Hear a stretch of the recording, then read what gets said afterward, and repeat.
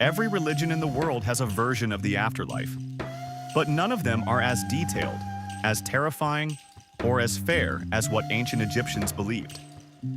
Because in Egyptian mythology, when you die, your soul goes on the most important journey of its existence. And the god waiting for you at the end is Anubis. Anubis is one of the oldest gods in all of Egyptian mythology. He predates even Ra and Osiris in some ancient texts. He is depicted with the head of a jackal, a dog-like creature that ancient Egyptians often saw lurking around graveyards and burial sites. To them, this wasn't scary. It was sacred. Anubis wasn't the god of evil. He was the god of protection, protecting the dead on their most vulnerable journey.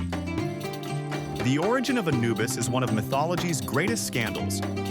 Anubis was the son of Osiris, but not with Osiris's wife, Isis. He was born from a secret union between Osiris and Nephthys, Isis's own sister. Nephthys, afraid of her husband Set's rage, abandoned baby Anubis in the marshes. Isis found him, and despite being betrayed, she raised Anubis as her own son. This act of extraordinary compassion shaped everything Anubis would become. When Set murdered Osiris and scattered his body across Egypt, it was Anubis who gathered every piece. Anubis invented the art of mummification to preserve his father's body. He wrapped Osiris in linen. He performed the first funeral rites in all of history. Every mummification ritual ever performed in ancient Egypt was done in honor of what Anubis did for Osiris. After death, every soul journeyed through the Duat, the Egyptian underworld. It was a treacherous path filled with monsters, challenges, and gates. Only with the right prayers from the Book of the Dead could a soul navigate safely. At the end of this journey waited the Hall of Two Truths, the most important room in all of existence. In the Hall of Two Truths stood Anubis. 42 divine judges sat watching. The soul had to recite the 42 negative confessions, declaring every sin they had not committed. Then Anubis placed the heart on one side of his golden scale.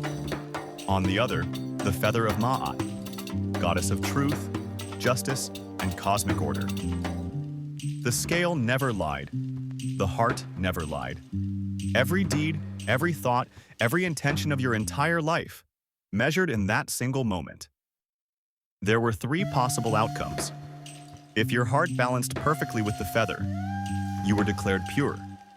You proceeded to the field of reeds, Egyptian paradise, eternal peace and joy. If your heart was lighter than the feather, you were elevated to live among the gods themselves. But if your heart was heavier, Ammit was waiting. Part lion, part hippopotamus, part crocodile. The most terrifying creature in Egyptian mythology. She devoured your heart instantly, and you ceased to exist forever. No afterlife, no reincarnation, just nothing. The 42 negative confessions are fascinating. Egyptians didn't confess to what they did. They declared what they did not do. I have not stolen. I have not killed. I have not lied. I have not cheated the poor. I have not caused suffering.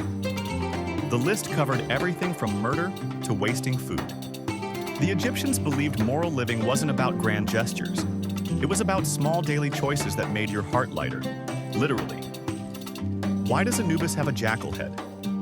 Ancient Egyptians observed jackals digging near graves and eating the dead. Rather than seeing this as evil, they saw it as sacred. The jackal was already connected to the dead, so they made the guardian of the dead look like what already watched over graves. The jackal head wasn't scary. It was the most logical choice in ancient Egypt. Anubis remains one of the most recognized deities in all of human history. His image appears in movies, tattoos, jewelry, and art worldwide. But his deepest message is timeless. How you live your daily life matters more than your wealth, title, or power. A peasant with a light heart outlasted a pharaoh with a heavy one, every single time. The real lesson of Anubis isn't about death. It's about how you live. Because the ancient Egyptians believed your heart literally recorded every moment of your life, every kindness, every cruelty, every choice made in private. The scale of Anubis doesn't care what you showed the world. It only cares about what you truly were.